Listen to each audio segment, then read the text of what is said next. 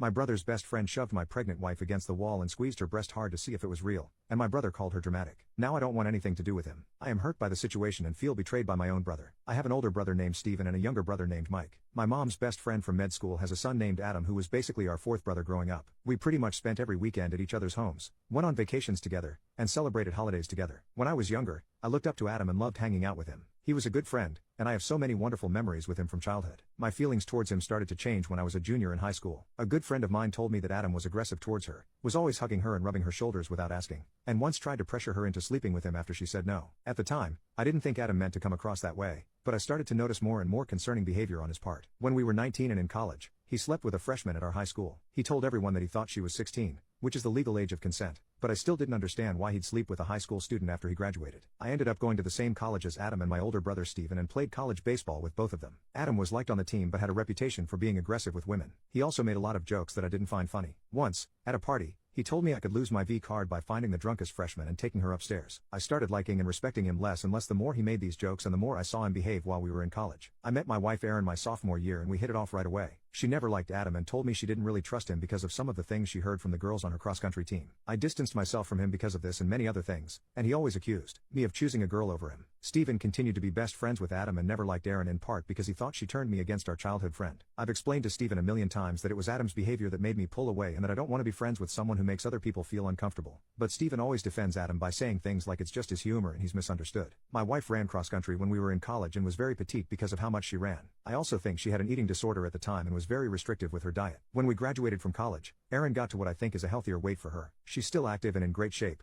but she's no longer a twig. The biggest change was actually her breasts. They'd always been large proportional to the rest of her body, but now they're noticeably larger. Shortly after we got married, Adam approached Erin during a family holiday and asked how much she paid for her honker. She said they were natural, and he started laughing and said she had the figure of a teenage boy in college. Erin told me about this interaction, and when I asked Adam about it, he insisted he was joking and it was all in good fun. I told him to stop making comments about my wife's body, and Adam accused me of being sensitive. He continued to make comments about my wife's breasts every time we saw him, such as calling them a work of art and asking if he could take a picture of them for his future wife's plastic surgeon. Erin always just rolled her eyes, ignored him, and begged me to do the same. She thinks Adam is an idiot, and doesn't think it's worth it to argue with a guy like that. Since I pretty much only had to see him once or twice a year at the time, I agreed to do what my wife wanted. 3 years ago, when Erin was 7 months pregnant with our daughter, my family celebrated Christmas with Adam's family. I was speaking with one of my cousins when Erin came up to me in tears and asked to speak with me. She told me that Adam, who was belligerent and drunk, followed her into the bathroom. He shoved her against the wall and squeezed her breast hard to see if it was real. He wouldn't let go of her until Erin kneed him in the nuts. When I heard what happened, I punched Adam in the face, told him he was no longer allowed near my wife and left with Erin. The good news is my parents and brother Mike all supported Erin and agreed that they no longer wanted anything to do with Adam. To be honest, no one in my family really liked or respected the guy, but they tolerated him because his parents were wonderful people and were like second parents to me before all of this happened. My parents both apologized to Erin,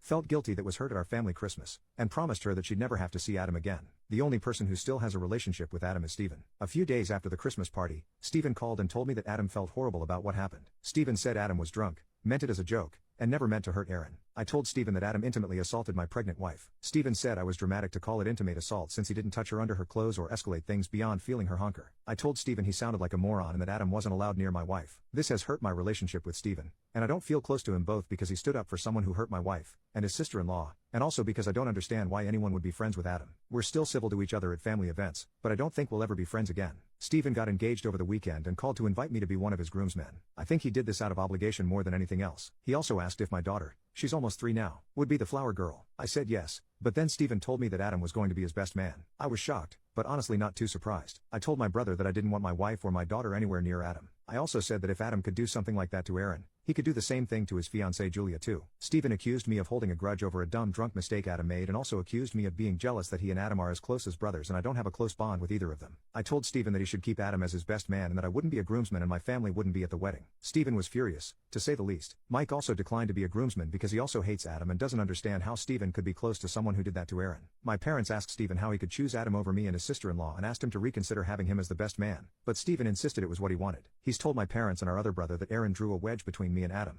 and now she's tearing apart our family. Luckily, everyone but Steven loves Erin, and no one else thinks she's in the wrong. Long story short, my mom is desperate to keep our family together. She told me she disagreed with Steven inviting Adam to the wedding at all, let alone as his best man, but asked if I'd consider going to the wedding but not being a groomsman. I told her I didn't want my wife and daughter around Adam. She said she understood, but said our family would go with Erin and our child and watch them the whole time. I said I didn't want to expose her to the man who assaulted her, even if there was no physical danger. My mom says she understands, but asks if I'd consider attending for the sake of the family. She basically thinks I'll never have a relationship with my brother again if I miss his wedding.